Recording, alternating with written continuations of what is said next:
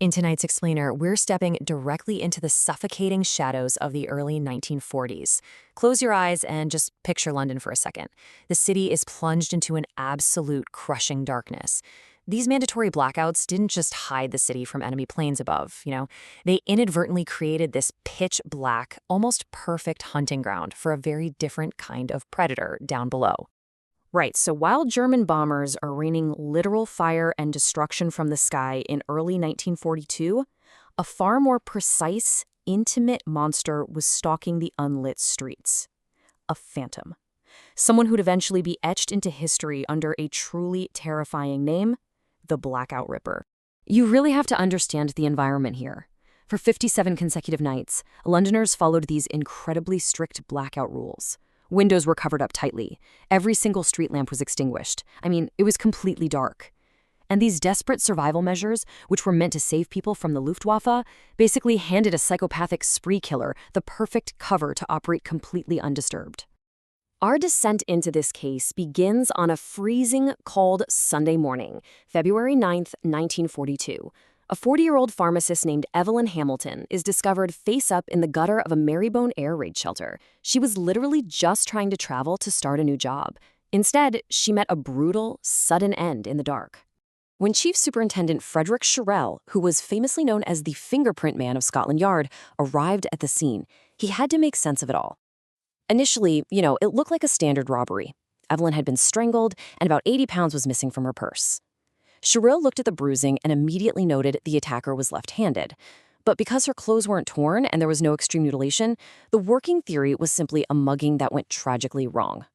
But here's where things take a truly dark turn.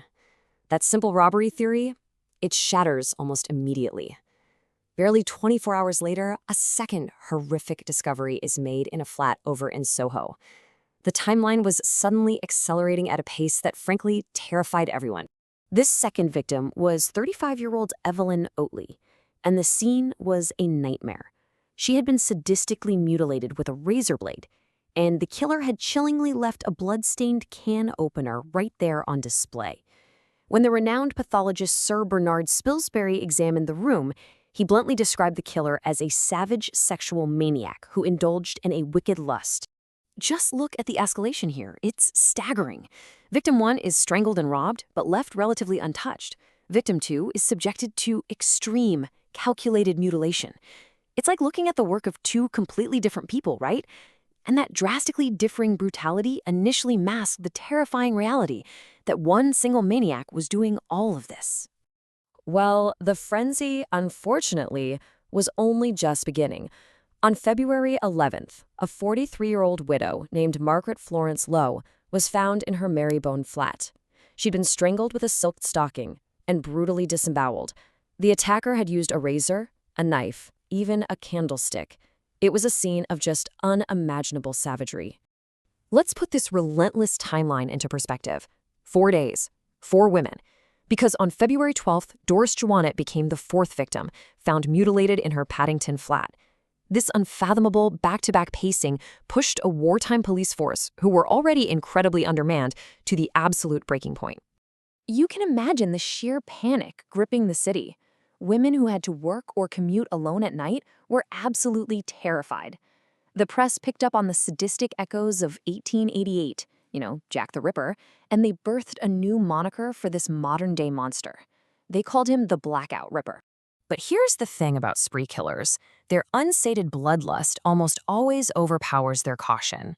On an ominous Friday the 13th, arrogance and desperation finally bred carelessness.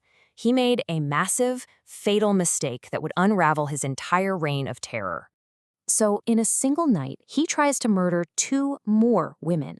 First, he attacks Catherine Mulcahy, but she's streetwise. She fights back, kicks him right in the stomach, and gets away. Then, just hours later, he assaults Greta Haywood in a dark doorway. He's literally in the middle of strangling her when an 18-year-old delivery boy shines a flashlight into the darkness, completely interrupting the murder. Startled by that sudden beam of light, the Ripper panics and sprints off into the pitch black. But in his rush to get away, he accidentally drops a standard piece of military equipment. He abandons his RAF-issued gas mask and his haversack right there on the street. And stamped clearly inside that abandoned haversack was a single, undeniable Royal Air Force regimental number, 525987. After days of chasing shadows and ghosts, Scotland Yard finally had their smoking gun. That specific number led detectives straight to a 28-year-old RAF leading aircraft man. His name was Gordon Cummins. Around the base, he was known as the Count because he put on this fake, posh Oxford accent and boasted constantly. On paper, he was a married man, but underneath, he was hiding a deeply violent, psychopathic hatred for women. Once they had him, the physical evidence just piled up into a mountain.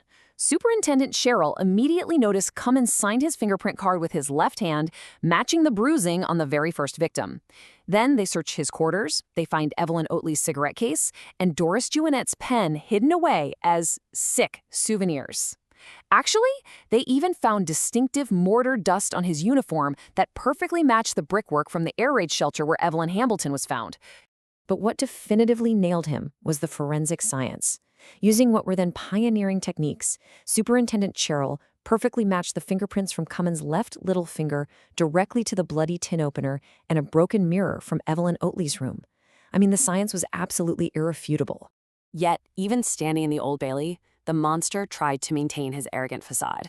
He stood there and boldly stated, "I am completely innocent, sir." He actually tried to claim that some other unnamed airman must have stolen his gas masks to frame him. But of course, the meticulous forensics spoke far louder than his lies. 35. Think about that number. That is the staggeringly brief number of minutes it took the jury to completely see through Cummins' lies. After deliberating for barely half an hour, they came back with a swift, unanimous guilty verdict. Fast forward to Wandsworth Prison, June 25, 1942. It's a bleak, gray morning. Gordon Cummins, the man who had terrified a city that was already living in a constant state of fear, stood alone in the condemned cell. He stoically drank a single glass of brandy to steady his nerves before they walked him out to the gallows. And here's where history gets almost cinematic. As the noose was being placed around Cummins' neck, the air raid sirens of London began to wail outside the prison walls. Cummins actually became the only convicted murderer in British criminal history to be executed during an active German air raid. The bombs were literally falling as the trapdoor opened. Poetic justice, really. But as we wrap up, it leaves us with a really chilling question. Scotland Yard always strongly suspected that Cummins was actually responsible for 2 other unsolved murders back in October 1941. It makes you wonder, doesn't it? Just how long did the Count truly hunt before the blackout finally gave him his infamous name? This entire dark chapter serves as a pretty grim reminder. While a global war was raining indiscriminate destruction from the skies, the truest, most precise terrors were stalking quietly right here on the ground, in the unlit alleys below. You've been watching London Noir.